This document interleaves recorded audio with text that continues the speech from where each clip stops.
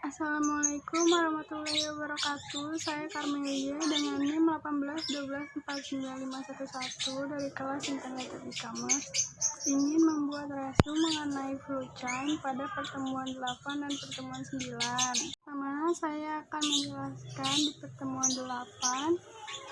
Di slide pertama ada konsep flowchart, di mana flowchart atau rantai nilai adalah pendekatan sistematik untuk mengembangkan keunggulan kompetitif sebuah perusahaan. Pendekatan ini diciptakan oleh Michel E. Porter yang berisi sekumpulan aktivitas yang membuat dan membangun nilai margin atau nilai tambah atau added value. Aktivitas tersebut dibagi menjadi aktivitas utama, primary activity, dan aktivitas pendukung, support activity. Selanjutnya ada keunggulan kompetitif. Pertama, penggunaan informasi untuk mendapat pengaruh di pasar. Kedua, sumber daya konseptual sama pentingnya dengan sumber daya fisik. Keunggulan kompetitif diperoleh dengan cara pertama, menyediakan barang dan jasa dengan harga murah. Kedua, lebih baik dari pesaing. Ketiga, memenuhi kebutuhan khusus segmen pasar tertentu. Ada rantai nilai Porter. Pusat dari teori Michel E. Porter adalah margin. Margin sama dengan nilai produk dan jasa dikurang biaya. Perusahaan menciptakan nilai dengan melaksanakan aktivitas yang disebut Porter dengan activity nilai atau value activity. Lalu ada primary activities atau disebut dengan aktivitas utama, merupakan kegiatan-kegiatan pokok yang dilakukan oleh sebuah perusahaan untuk memberi nilai tambah. Berhubungan dengan produksi dan penawaran nilai yang lebih besar daripada pesaing kepada pelanggan.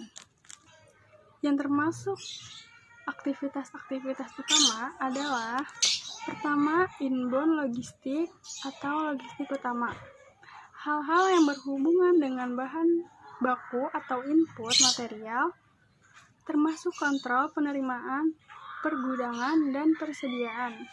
Kedua, operation atau operasi, merupakan kegiatan penciptaan nilai yang mengubah input menjadi produk akhir. Yang ketiga, outbound logistik atau logistik keluar, adalah kegiatan-kegiatan yang dibutuhkan untuk menyampaikan produk yang telah selesai kepada konsumen, termasuk pergudangan, pemenuhan, pesanan, dan lain-lain.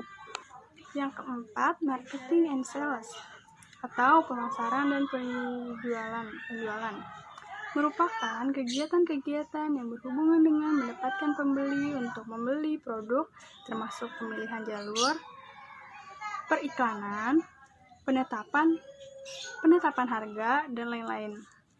Yang kelima, servis atau pelayanan adalah kegiatan-kegiatan yang menjaga dan meningkatkan nilai dari produk, termasuk customer support, servis, perbaikan, dan lain-lain. Support activities atau disebut dengan aktivitas pendukung, merupakan kegiatan-kegiatan mendukung aktivitas utama dan memungkinkan aktivitas utama berlangsung. Yang termasuk aktivitas-aktivitas pendukung adalah firm, infrastruktur, atau infrastruktur perusahaan. Kedua, human resource management atau manajemen sumber daya manusia. Yang ketiga, teknologi development atau pengembangan teknologi. Terakhir, procurement atau perolehan. Penjelasan-penjelasan yang ada pada pertemuan 8. Selanjutnya, saya akan menjelaskan di pertemuan 8, masih mengenai flowchart. Yang pertama ada analisis rantai nilai atau flowchart. Konsep analisis rantai nilai digambarkan oleh Michel Porter yang mencatat bahwa setiap perusahaan adalah kumpulan kegiatan yang dilakukan untuk merancang, memproduksi, memasarkan, memberikan, dan mendukung produk atau jasa. Semua kegiatan ini dapat direpresentasikan dengan menggunakan rantai nilai. Rantai nilai hanya dapat dipahami dalam konteks unit bisnis. Selanjutnya ada IS dan rantai nilai.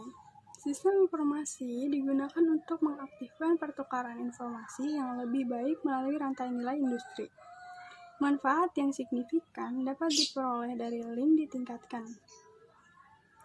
Manfaat ini harus memungkinkan sebuah perusahaan untuk menghabiskan lebih banyak energi bisnisnya di mengalahkan pesaing nyata dan bahkan pesaing dengan mitra dagangan untuk keuntungan. Selanjutnya ada analisis sumber daya life cycle atau RLC. Untuk menganalisis hubungan dengan pelanggan, dapat menentukan tidak hanya ketika peluang dan ancaman ada untuk pertukaran informasi yang ditingkatkan atau baru, tapi juga yang aplikasi spesifik harus dikembangkan. Harus dilihat dari satu sisi saja atau pelanggan, pemasok. Model RLC bisa menjadi pelanggan atau pemasok RLC. Lalu ada opsi strategis generator. Pertama, sasaran strategis.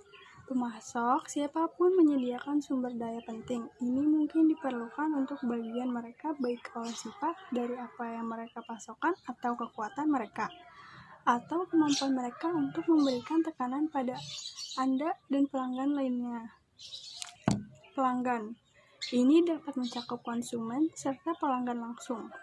Para pelanggan harus tersegmentasi dalam hal apa mereka membeli atau berapa banyak. Terakhir ada pesaing yang sangat mirip. Produk atau jasa harus dilengkapi, atau pendatang baru yang aktual atau potensi ke dalam pasar dan produk pengganti mengancam, dan jasa harus dimasukkan sebagai pesaing.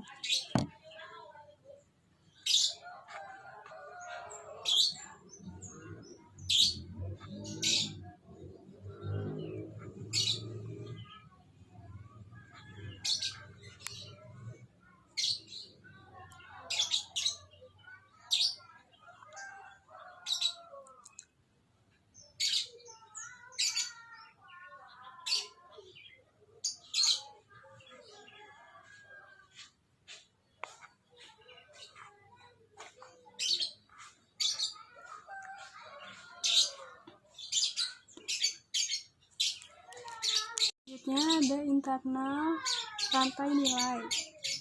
Tujuan dari analisis rantai nilai internal mencairkan apa perusahaan tidak dari bagaimana melakukannya. Dua jenis kegiatan bisnis. Kegiatan utama, mereka yang memungkinkan untuk memenuhi perannya dalam rantai nilai industri dan karenanya memuaskan pelanggan, mereka harus dihubungkan bersama-sama efektif. Kedua, ada kegiatan pendukung.